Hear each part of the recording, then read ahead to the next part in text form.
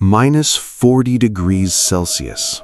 A wind so cold it turns breath into ice crystals before it even leaves your mouth. Beneath your boots, the ground is not dirt.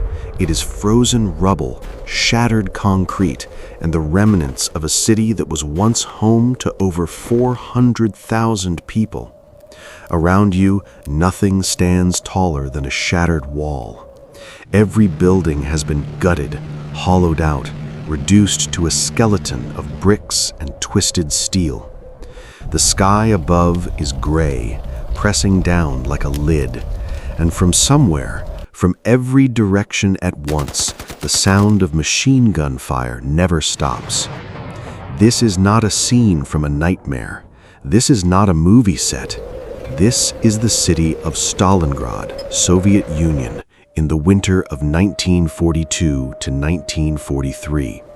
And this is the most violent, the most brutal, and the most consequential battle in the entire history of human warfare. The numbers alone are almost impossible to comprehend.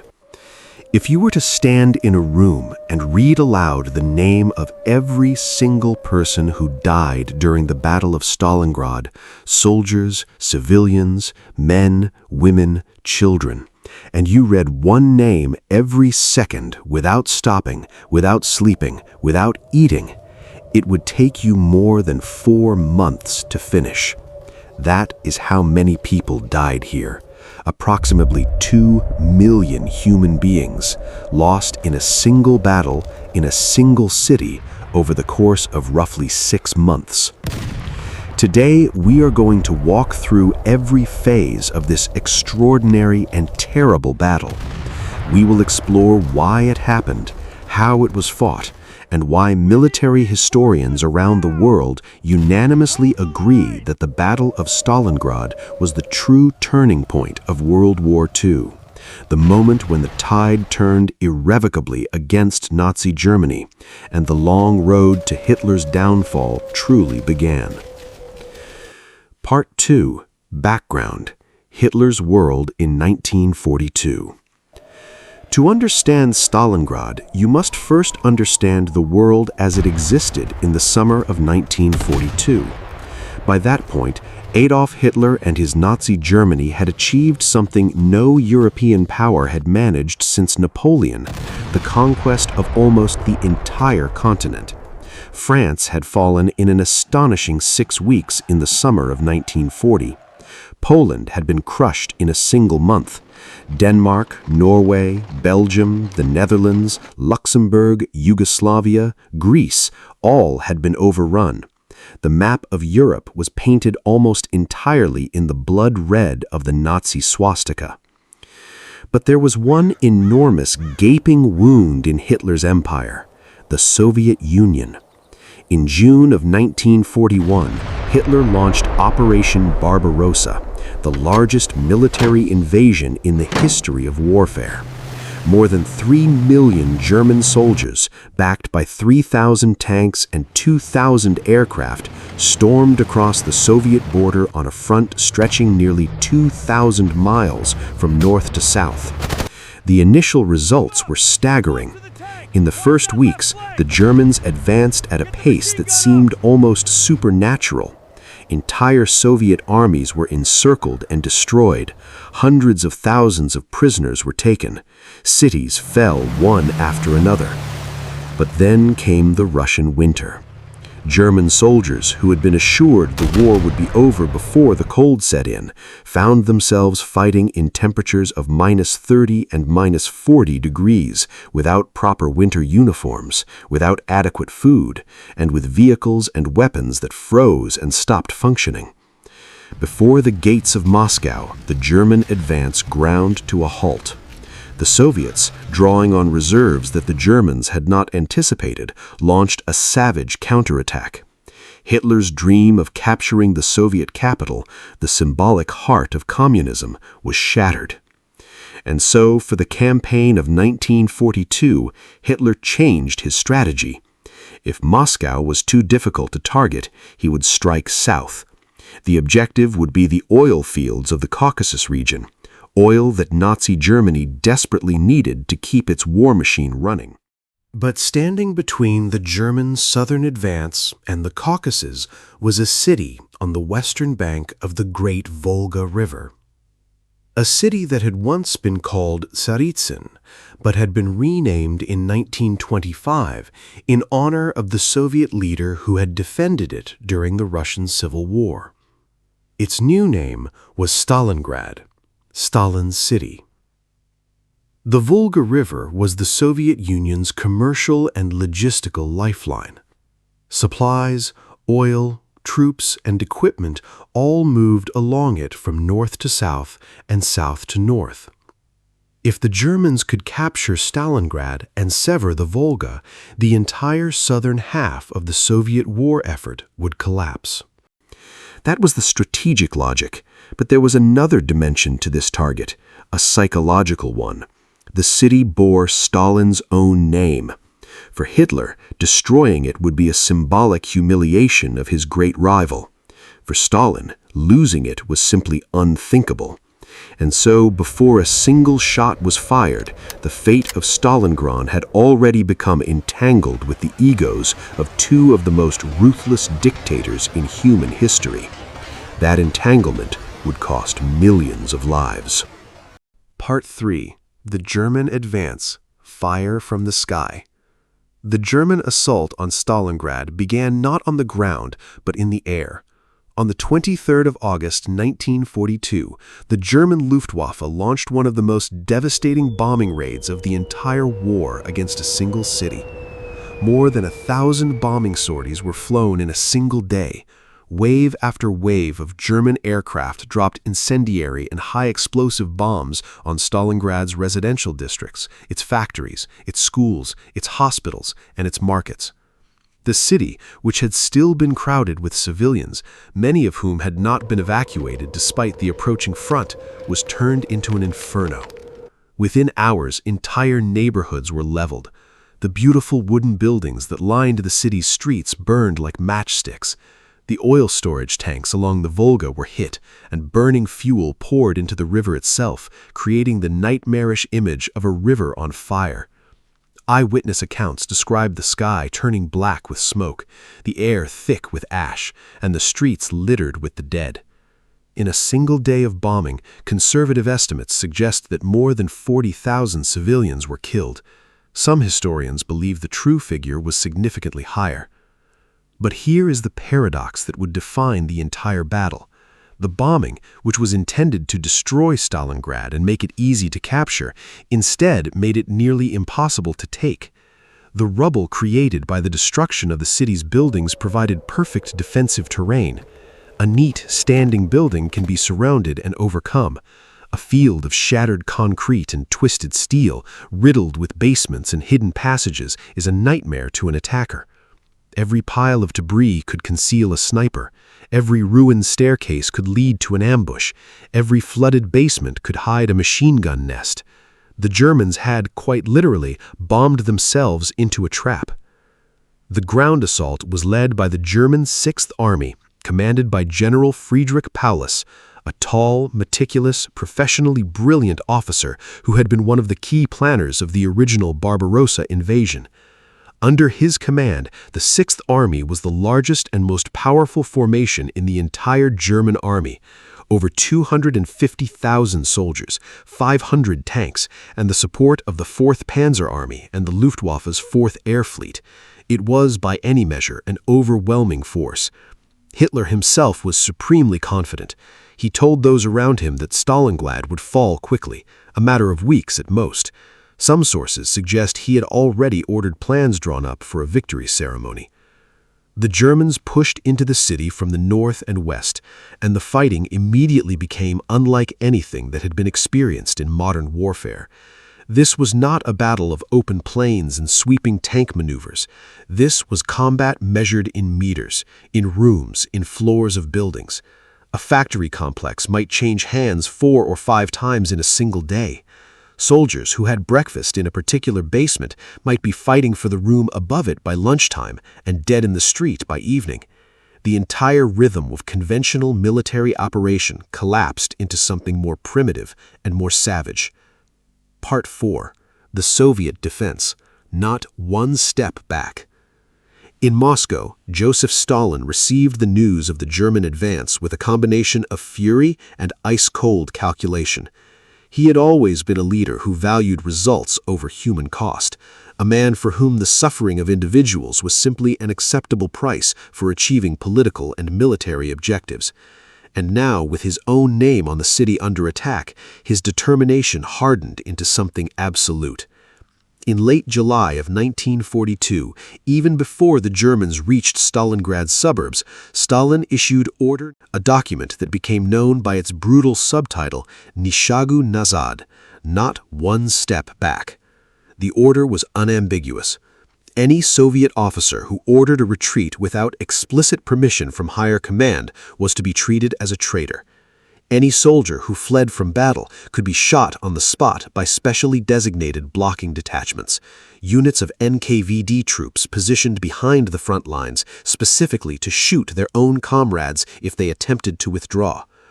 Penal battalions were created to send condemned or cowardly soldiers on suicide missions, using their bodies to clear minefields and absorb enemy fire. The moral horror of this order is difficult to overstate. Soviet soldiers were placed in an impossible position: advance into the teeth of the German assault and probably die, or retreat and be shot by your own side. Thousands of Soviet soldiers were executed by their own forces during the course of the Stalingrad campaign.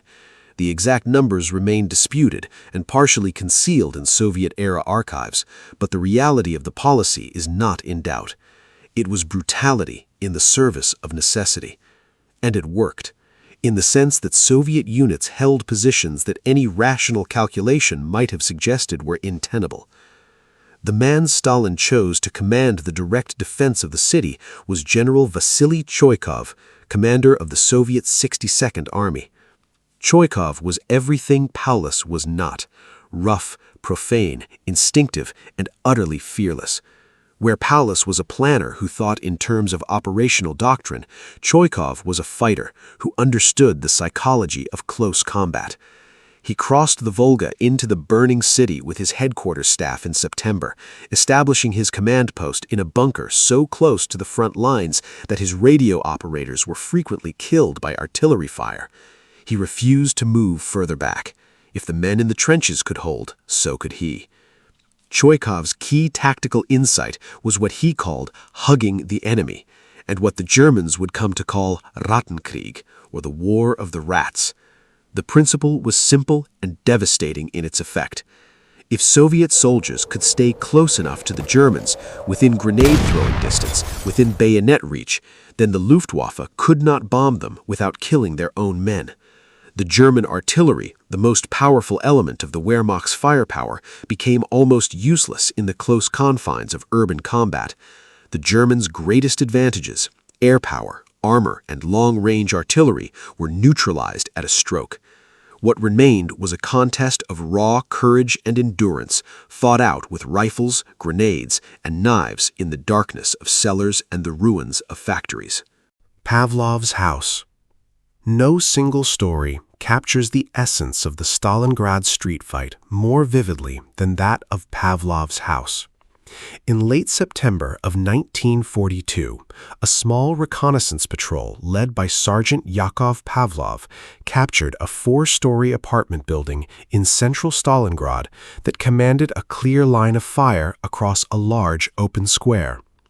Pavlov and his men, eventually numbering around 25 soldiers drawn from several different Soviet nationalities, fortified the building with extraordinary ingenuity. They knocked holes through the internal walls to allow movement between apartments. They placed machine guns at every window. They surrounded the building with minefields and anti-tank ditches. They dug communication trenches to the rear and the buildings. For 58 days, nearly 2 months, Pavlov and his tiny garrison held that building against repeated German assaults. The Germans sent infantry, they sent tanks, they brought up artillery to fire directly at the building's walls. None of it worked.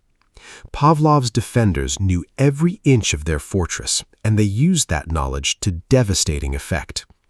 Each time the Germans breached one part of the building, the defenders would fall back to a prepared position, seal off the breach, and counterattack.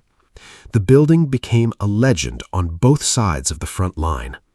On German maps, it was marked as a major fortification, a strong point requiring significant force to overcome. In reality, it was held by a few dozen exhausted men with rifles and machine guns. General Zhukov later remarked that Pavlov's small group of defenders killed more Germans in their defense of that one building than the German army lost during the entire fall of Paris in 1940. Vasily Zaitsev and the snipers. Another dimension of the Stalingrad battle that captured the imagination of the world was the war within the war, the deadly, patient, psychologically exhausting duel of the snipers. In the rubble of the city, where open ground was instantly fatal and movement had to be slow and concealed, a skilled sniper was worth 10 ordinary soldiers. Soviet commanders actively promoted the development of sniper units, and the most famous of all their marksmen was Vasily Zaitsev. Zaitsev had grown up in the Ural Mountains, the son and grandson of hunters.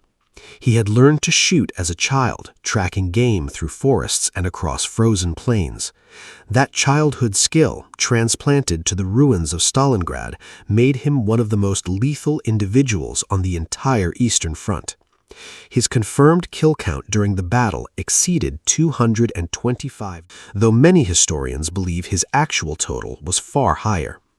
He moved through the rubble like a ghost, patient, methodical, invisible, sometimes waiting in a concealed position for 6 or 8 hours before taking a single shot. He trained dozens of other snipers, spreading his methods through the Soviet 62nd Army and turning sniping into a systematic tool of psychological warfare as much as physical destruction. The impact on German morale was profound. German officers began to be afraid to stand near windows. Soldiers crossing open ground did so at a sprint, hearts hammering, knowing that death might arrive in the form of a bullet from an unseen position hundreds of meters away. The Germans, recognizing the threat, reportedly brought in their own expert sniper, Major Erwin Koenig, specifically to hunt and kill Zaitsev. What followed was a days-long game of cat and mouse in the ruins, each man attempting to deduce the other's position from tiny clues. Ultimately, Zaitsev located Koenig and killed him. The sniper war continued, but its most celebrated chapter had ended with a Soviet victory. While Zhukov's men were fighting and dying street by street inside Stalingrad, something far more significant was being planned in the highest levels of Soviet military command. Two of the Soviet Union's most brilliant strategic minds, General Georgy Zhukov, the Deputy Supreme Commander, and General Alexander Vasilevsky, Chief of the General Staff, had been studying the German position around Stalingrad and had identified a weakness of almost catastrophic proportions. The German Sixth Army had driven itself deep into Stalingrad, and in doing so had extended its flanks enormously. The left flank, to the north of the city, was held by the Romanian Third Army. The right flank, to the south, was held by the Romanian Fourth Army. These were not German forces. The Romanian armies were equipped with older weapons, had less training, less motivation, and, critically, almost no anti-tank capability. They were holding hundreds of miles of open steppe with forces that were simply not up to the task of resisting a major assault. Zhukov and Vasilevsky saw this immediately. If those flanks could be shattered, the entire German Sixth Army could be surrounded. The planning for what became Operation Uranus took place in extraordinary secrecy over the course of September and October of 1942.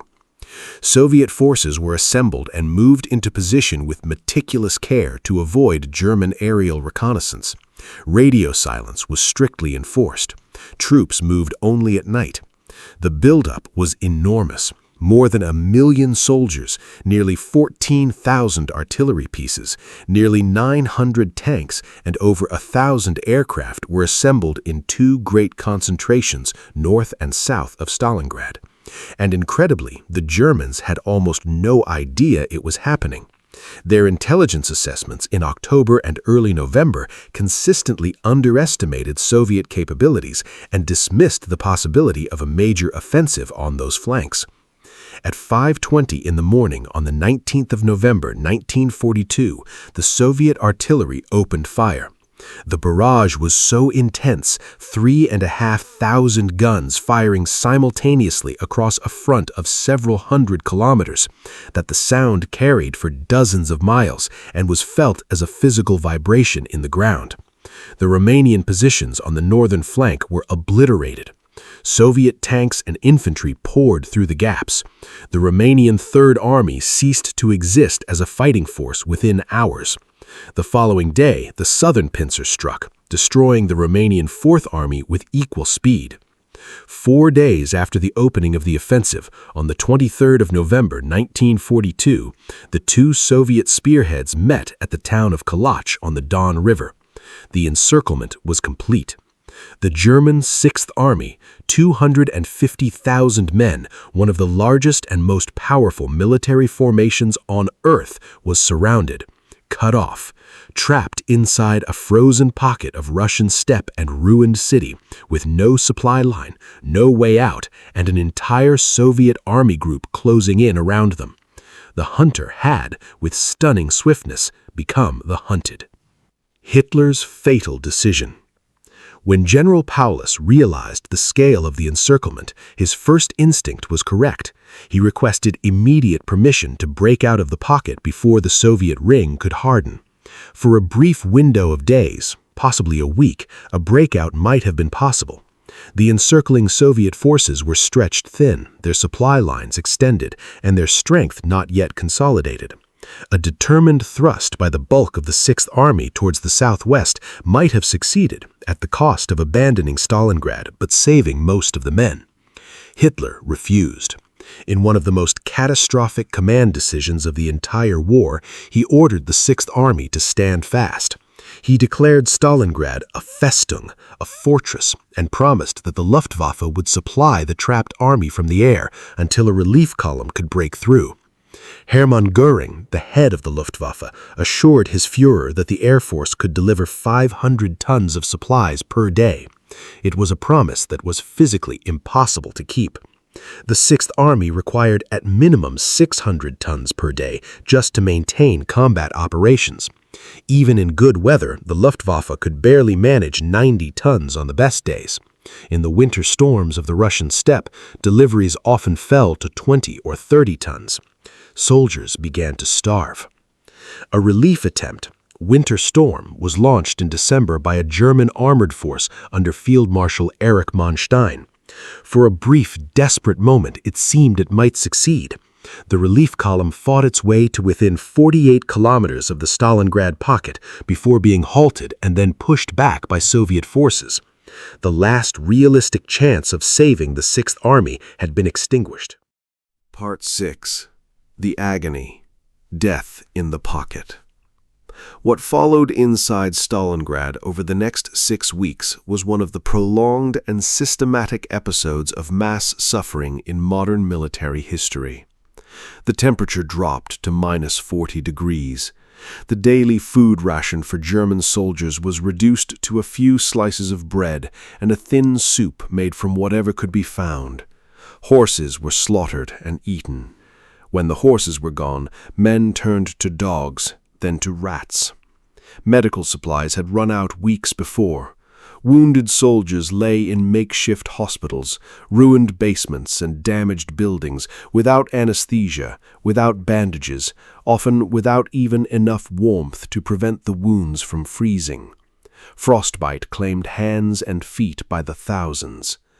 The letters that German soldiers sent home during this period, many of which were intercepted and read by both German and Soviet censors, and many of which never reached their destinations, are among the most heartbreaking documents of the entire war.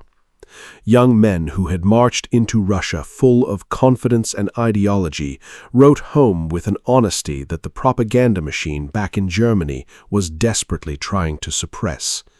They wrote of their hunger, their fear, their disillusionment. They wrote of friends who had died not in battle, but of cold, of starvation, of disease. They wrote of their love for their families and their profound doubt that they would ever see them again.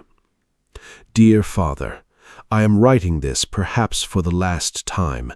It is very cold here, and I have not eaten properly in many days. I think of home every hour. I do not understand anymore why we are here or what we were meant to achieve. I only know that I am very tired and very cold, and I love you all very much. The German propaganda apparatus, which had been telling the German public that the Sixth Army was fighting heroically and victoriously, was caught in an impossible position. The truth was seeping back through the letters, through the wounded men being flown out on the few aircraft that could still make the journey, through the increasingly desperate tone of the official communiques. For the first time in the war, ordinary German civilians began to understand that their army, their invincible, unstoppable army, was losing. Inside the pocket, the tactical fighting continued even as the army disintegrated around it. Soviet forces launched Operation Ring on the 10th of January 1943, tightening the noose with overwhelming force. The pocket was compressed, split, compressed again. German units that had once numbered in the thousands were reduced to hundreds, then to dozens. Officers who had commanded regiments now led squads. The chain of command frayed and broke in places, with small groups of survivors fighting on independently, often without contact with any higher headquarters, simply because they had nowhere else to go and nothing else to do. Part 7. The Surrender, the Unthinkable. In the final days of January 1943, Hitler made a gesture that revealed more clearly than anything else how completely he had lost touch with reality. He promoted Friedrich Paulus to the rank of Generalfeldmarschall, Field Marshal, the highest military rank in the German armed forces. The promotion was not a reward, it was a hint. No German field marshal had ever surrendered. Hitler was signaling through the promotion that he expected Paulus to die, either in battle or by his own hand, rather than allow himself to be taken prisoner. The promotion was, in its essence, a death sentence dressed up as an honor. Paulus did not comply. On the 31st of January 1943, less than 24 hours after receiving his promotion, the newly minted field marshal emerged from the basement of the Univergam department store in central Stalingrad, where he had established his final headquarters, and surrendered to Soviet forces. He was gaunt, unshaven, his face gray with exhaustion and illness. He had developed a facial tic from the stress of the preceding months. He was the picture of a man utterly broken by what he had been forced to endure and forced to do. He became the first German field marshal to be taken prisoner in the entire history of the German military. 2 days later, on the 2nd of February 1943, the last pockets of German resistance inside Stalingrad fell silent. The Battle of Stalingrad was over. Of approximately 250,000 German and Axis soldiers who had been encircled in November, roughly 91,000 survived to be taken prisoner, including 24 generals and Field Marshal Paulus himself. Of those 91,000 prisoners, fewer than 5,000 would ever return to Germany. Most died in Soviet captivity from the accumulated effects of starvation, disease, and exposure, the same forces that had been killing them inside the pocket. Part 8. The Cost. Numbers that defy imagination. Any honest accounting of the Battle of Stalingrad must confront numbers that are almost beyond human comprehension. The following figures represent best historical estimates. Soviet military deaths, approximately 478,741. Soviet military wounded or captured, approximately 650,878. Soviet civilian deaths, approximately 40,000 plus. German and Axis military deaths, approximately 300,000. German and Axis prisoners taken, approximately 91,000. Of those prisoners returned to Germany, approximately 5,000. Total human casualties, approximately 1.8 to 2 million. Beyond the human cost, the physical destruction of Stalingrad itself was total. The city that had housed 400,000 people before the war was reduced to rubble so complete that post-war Soviet engineers debated whether it would be easier to simply build a new city on a different site rather than clear and rebuild on the existing one. Ultimately, the Soviets chose to rebuild Stalingrad in place, a decision driven by symbolic and political considerations as much as practical ones. The city that rose from the ashes would eventually be renamed Volgograd in 1961. Part 9. The Legacy. Why Stalingrad Changed Everything. Military historians are rarely unanimous. They disagree about strategies, about counterfactuals, about the relative importance of different campaigns and battles. But on one question, there is a striking degree of consensus. The Battle of Stalingrad was the decisive turning point of World War II. After Stalingrad, Germany never again launched a major strategic offensive on the Eastern Front. After Stalingrad, the initiative on the largest and most important theater of the war passed permanently to the Soviet Union, and it never returned to Germany. The long march from Stalingrad to Berlin, a journey of nearly 2,000 miles that would take 2.5 more years and cost many more lives, had begun. The psychological impact of the defeat was enormous. Within Germany, for the first time, the propaganda machine could not spin the news. The loss of an entire army, a formation of 250,000 men, could not be disguised or reframed as a tactical withdrawal. 3 days of national mourning were declared. Church bells tolled across the Reich. And in the minds of ordinary Germans, a doubt took root that would grow steadily larger over the following 2 years. Perhaps this war could not be won after all. Among Germany's allies and among neutral nations, the effect was even more dramatic. Romania, Hungary, Italy, and Finland, all of which had committed forces to the Eastern Front, began to reassess their commitment to the German cause. Neutral Spain and Turkey, which had been cautiously edging towards closer relations with Germany, pulled back. Even Japan, Germany's partner in the Axis, began to wonder whether its European ally was truly the unstoppable force it had seemed. For the Soviet Union, Stalingrad was a moment of transformation. The army that had been stumbling and bleeding since June 1941, often poorly led and inadequately equipped, had demonstrated at Stalingrad that it could plan and execute a sophisticated strategic operation of the highest order. Operation Uranus was not a lucky blow or a desperate improvisation. It was a masterpiece of operational planning and logistical execution. The Soviet military had learned, adapted, and grown in competence, while the Germans had learned almost nothing from their early victories. Today, in the city now called Volgograd, a monument stands on the Mamayev Kurgan, the hill that changed hands so many times during the battle that its soil remains saturated with metal fragments to this day. The monument is called The Motherland Calls, and at 85 meters from base to the tip of its sword, it was for many years the tallest statue in the world.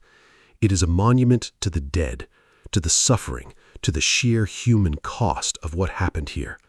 And it is a reminder that the freedom enjoyed by millions of people today was purchased, at least in part, with the lives of those who fought and died on this ground. Construction workers in Volgograd to this day regularly unearth shells, grenades, bones, and military equipment when they dig foundations for new buildings. The earth itself has not forgotten. 8 decades after the last gun fell silent, the Battle of Stalingrad continues to speak, not in the language of tactics and strategy, but in the language of human endurance, human suffering, and the terrible cost of the ambitions of powerful men. The Battle of Stalingrad lasted from the summer of 1942 to the winter of 1943. It consumed the lives of approximately 2 million human beings. It destroyed one of the finest armies ever assembled in European history. It broke the myth of German invincibility and announced to the world that the Third Reich was mortal. And it demonstrated in the most brutal possible way the price that ordinary people pay when extraordinary men pursue power without limits and without conscience. The men who fought in that city, Soviet and German alike, were not abstractions. They were Yakov Pavlov, defending his apartment building with 12 men and a machine gun. They were Vasily Zaitsev, lying motionless in the rubble for hours, waiting for the moment to fire. They were Friedrich Paulus, emerging from his basement into the gray January light, the last field marshal to surrender in the history of his nation. They were the young German soldier writing to his mother from a frozen cellar, not knowing if the letter would ever arrive. They were real people, caught in events far beyond any individual's control or comprehension. That is the story of Stalingrad, and it is a story that the world should never forget.